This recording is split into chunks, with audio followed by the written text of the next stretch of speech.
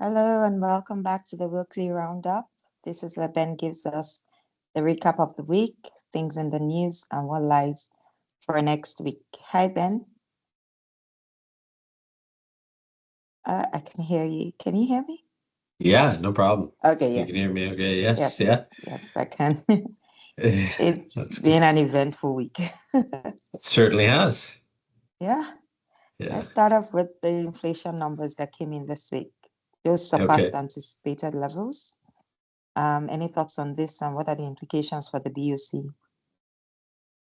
Yeah, I think it's a good question. It was a little bit hotter than expected.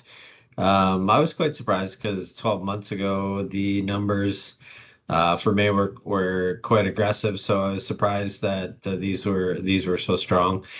It looked like it was in the services sector where they said most of the acceleration, but if you would have seen, I think one of the charts I put out this week was the rent inflation. And as you know, it's gone vertical. So that certainly is contributing to inflationary numbers. And that's likely to abate soon, where we've seen it go vertical from here. So I think that's putting pressure.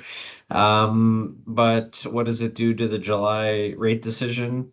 I think it was about 70% likelihood of a cut in July, and that's probably ending this week, more of a coin toss. So there's some school of thought from a couple of the research houses that says they're probably going to get cut and just then go on hold for the rest of the year. There's others that say, well, we'll continue with the data dependency. We're leaning towards the likelihood that they cut, but we'll see. Okay. Yeah. Anything else in the macro space you want to mention? There wasn't anything else really material. That was probably the biggest one. We have a couple of charts there. I'll just show on housing, but certainly housing in the U.S. is something that I continue to watch and pay attention to. And we're starting to see a bit of a divergence in Canada, at least from corporate bankruptcies versus consumer bankruptcies. And so you're seeing consumer bankruptcies start to rise in Canada, where corporates seem to be in a little bit better shape now. So that's going to be interesting to watch. Consumers would be much more sensitive to rate changes in Canada. So, we'll see what happens. Um, I'd say politically in Canada, the Liberals lost the big seat in Toronto. So that was material, not necessarily macro, but certainly political. On the corporate end, the EU is targeting the tech guys. Any insights on this? Yeah, look, I think they've been able to get away with things for a long time. A lot of the big tech companies like Apple, Amazon, Google, they all have locations in Ireland. I don't know if you've been there, but in Dublin, you have all those big tech companies because they get to store all their money offshore and not pay any tax on it in the United States. So I think the EU is saying, maybe we're sick of getting taken advantage of. And the airwaves being shared and, the internet being shared with no revenue coming back to them. So I think that's they're starting to be a bit more aggressive that way. And so we'll see how it plays out. Amazon certainly has more risk in the US, but Google and Apple certainly have, and Facebook or Meta have a lot to worry about in Europe probably as they're trying to look for more revenue. Okay. Any earnings releases this week? Yeah, so there were a few today. We're starting to see the front end of earnings in the S&P in the US. And so today we had Nike actually miss, which was a disappointment because I like that company. I think it's a good business. So probably an opportunity to add to existing holdings and add to some new holdings. We talked about this a little bit briefly last week, just as these companies revise lower, that typically presents reasonable entry points and opportunities. So I think that's happened with Nike. Another name that I think that's worth watching was Walgreens. They had earnings as well. It looks like they're going to be closing some of their stores.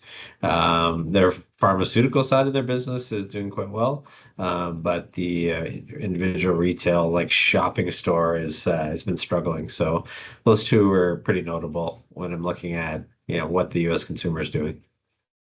Uh, Back to the political landscape. The great debate happened yesterday.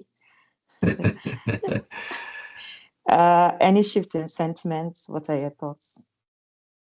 Yeah, well, obviously, if you saw the daily, which I know you did, but if others looked at the daily, that giant divergence where right now it was kind of a coin toss going into the debates, and now it looks like 70-30. Maybe that's going to probably balance out as we get through the weekend here and maybe be 65-35 by the end of the weekend. But it was I don't know if you got to watch some of the highlights, but certainly Trump and Biden put on an interesting show. I mean, they had a discussion about golf handicaps and who had a better handicap and were making fun of each other's swings. It was quite interesting, but I can see both sides to it, and there's a lot of Democrats around the world saying, we need to do something, maybe potentially change this leader. We'll see how that shakes out, but that could be quite significant ahead of the convention here.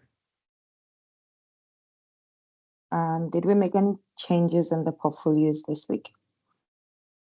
So not any changes, but with the earnings from Nike here, I'd say that likely if we have existing positions, add to it, and if not, start some new ones. I do like that idea, particularly as we look at what's ahead for the U.S. I think we're going to get into, as we talk about the quads occasionally, we're going to get into this period of quad two, which is yeah, pretty good time typically for consumer discretionary names. So some of them that have struggled, like Nike I mentioned, but there's others we've looked at like Capri, which is the Michael Kors and Coach combination. Some of these businesses look like they might be in a good spot over the next couple of quarters. So nothing immediately, but those certainly have popped up, and I'll continue to watch and look for opportunities to add. Sounds good. Let's go into how many do we have Eh, this week? I think we just have four. Okay, Maybe keeping it on track. good.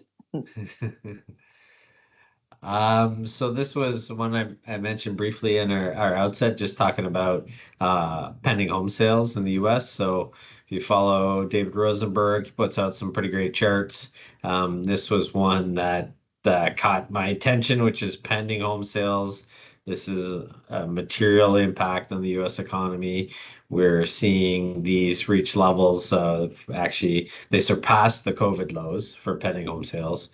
And this is even significantly lower than 2007, 2008 when we had the great financial crisis. So pending home sales tends to be a really reasonable leading indicator that we need to be conscious of. How far out? That's another question for another day, but this chart is worth paying attention to as I think it has an impact on what's going to happen to the US consumer. This chart was put out by Apollo, so they're a hedge fund institutional research place. Liquidity worsening in the treasury market. Again, so I think this is interesting just from a timing perspective. And, if we look at previous periods that we've gone through, there was a bit of a shock here in 2010, 2011. Then as we got into COVID, we had that happen as well. And this was really the government market going no bid for a little period of time where there wasn't enough support from the central banks in buying assets. Now, as we start to head up here, we're starting to move into another level where I think it's important that we pay attention to. And so we own government bonds really for a couple of reasons. One, maybe we see a recession, maybe we don't. So it's not bad to own them at this point. We get 4 to 5% yields, and we like that. but also if there's an event where we start to see the central banks aggressively start their, we'll say, quantitative easing, where they go in and buy assets, which is quite likely as we go over the next couple of quarters. That could be an opportunity where we get some nice capital appreciation for the bonds. So I think this chart was great, just showing that liquidity is getting a bit tough. So this is National Bank's updated today, actually. So they our economist team, they always put out a predictor. And so I think this is a great way to think about it from an economic perspective. There's really three outcomes, which is bear case, which is a recession. So right now they assign a 10% probability to that. So what does well in that backdrop? So as I mentioned, economic implications means US dollar goes up and bonds go up in that backdrop. Base case, which is what I think is what we would think is likely to happen as well, which is a mild recession. And so what happens in that backdrop? Well, GDP is slowing, which is effectively where we are now, and unemployment's starting to rise. And so what does well in that backdrop? Again, the US tends to do better in that scenario. Probably Europe and Asia, which we've talked about a little bit as well, tends to do well in that backdrop. If you look at this little indicator here, these arrows down, so this doesn't mean both equities and bonds are losing. This means that equities potentially have some downside, but this means bond yields would be falling, so bond prices have some upside in that backdrop. And then if we look at the kind of the bull case, which is we enter this soft landing period where we just kind of moderate economic activity continues, inflation stable, that tends to be quite positive still for equities and U.S. emerging markets as opposed to Europe and Asia and the Far East. And so bonds in that backdrop tend to do okay as well, and likely go sideways through that. But I thought this was just a great way to think about probabilities. And so we would lean more towards this area where we think we're in the period of time where mild recession. If things start to potentially accelerate in other direction, then we may adjust. And so, as I mentioned briefly, we do think the U.S. at least is likely into a bit of a period here of, growth starting to moderate, but slightly accelerating, and inflation slightly accelerating based on our comments on the front end. And so, as I mentioned briefly, some of the areas that we look at in that backdrop, what tend to do well in this period, which is consumer discretionary is one of those. Industrials, tech has done that already. So maybe tech can continue to go. Small caps, which I showed a couple of charts on small caps last week, are undervalued. So there's some potential opportunities there.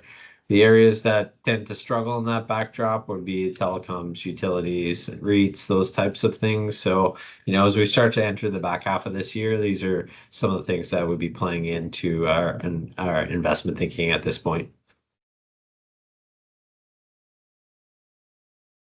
I think that's it in the charts. Great chats. Thanks. What's the agenda for the week, for next week?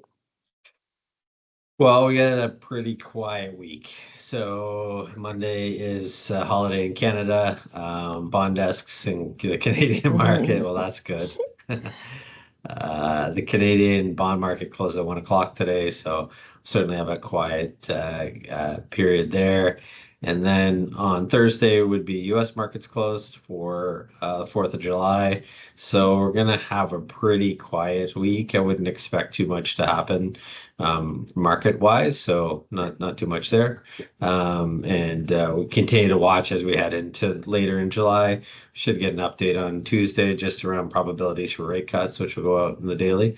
But not too much from economic activity next week. Great. So this is the last working day of the quarter. We'll be sending out the Q2 reports in July and booking review meetings. Please reach out to me if you have any requests, and we'll be more than happy to help. Any passing shots? Hope it's a great weekend. Looks like it's going to Yeah. rain, but I hope the sun comes out for us. Great. Yeah.